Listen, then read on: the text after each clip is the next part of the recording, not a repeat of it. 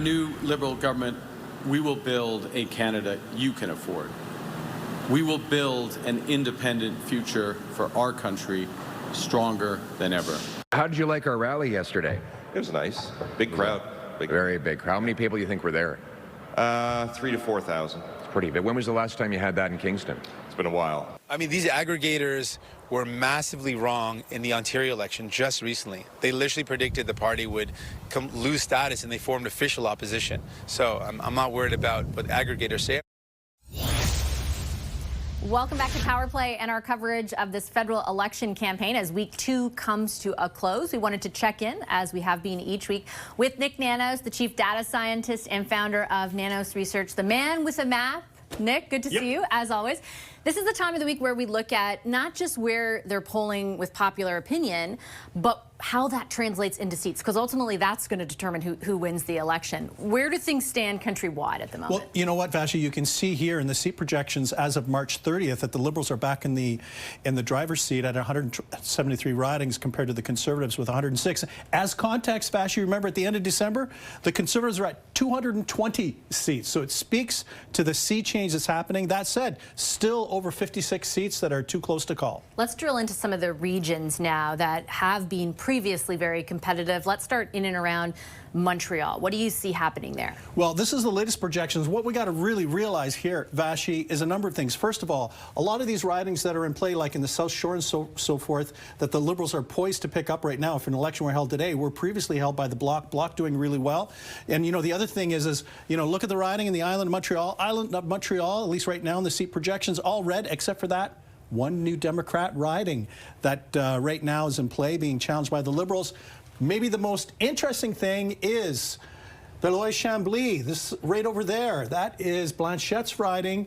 We have him ahead, but too close to call, being challenged by the Liberals. Which shows you just what's happening overall with the Bloc and the Liberals in Quebec, really. Yeah, well, right? think of it this way, Vash. You know, the Bloc are usually in the 30s. Now they're in the 20s. So big surprise. He's going to have to look over his shoulder and make sure that his riding is still safe. That's so interesting. Okay, let's move to Ontario, and more specifically the Greater Toronto Area, which is ultimately one of the more competitive parts of the country. What are we seeing projected right now? Well, you know, we're back to Fortress Liberal in the city of Toronto, where, you know, you can see they're back to picking up everything with the exception of, you know, out in the burbs.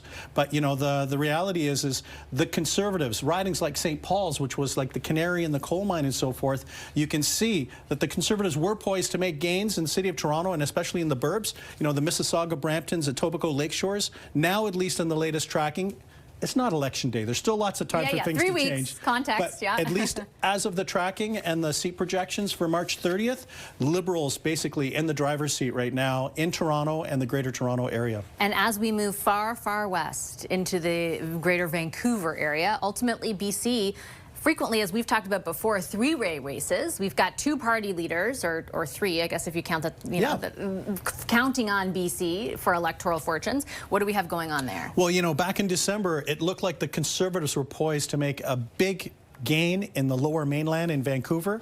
But fast forward now with the Liberal surge that we've seen under Mark Carney in the last couple of weeks, you know, we can see the Liberals kind of making gains. Also, in there is Burnaby Central, Jagmeet Singh's riding. As of March 30th, the Liberals are ahead outside of the margin of error, likely projected to win if the election were held today. So Jagmeet Singh's got a fight on his hand. And, you know, the other thing, so does Elizabeth May at Saanich Gulf Islands.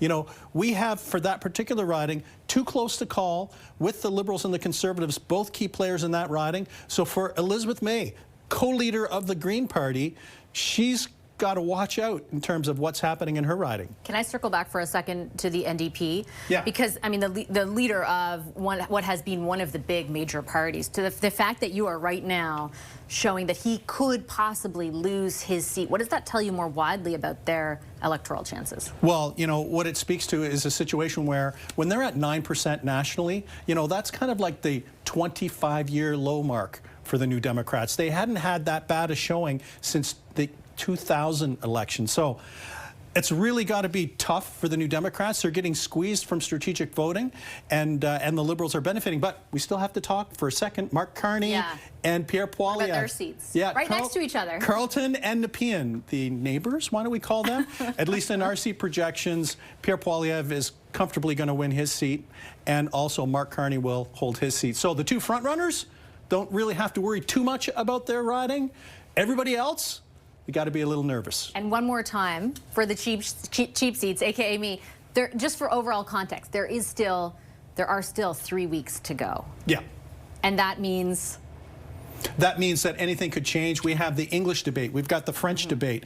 You know, Mark Carney's going to be in a pressure cooker. You know what? Because he's been picking up steam. He's going to be the target for everyone. Pierre Poilievre, Jagmeet Singh, Blanchette, May, everyone. They're going to be after him, and it'll be interesting to see whether he can hold up or whether he has a misstep. Too early to tell. Spicy debates ahead. Nik, thank you so much. Nik Nanos is the chief data scientist and founder of Nanos Research, also, of course, CTV's pollster of record.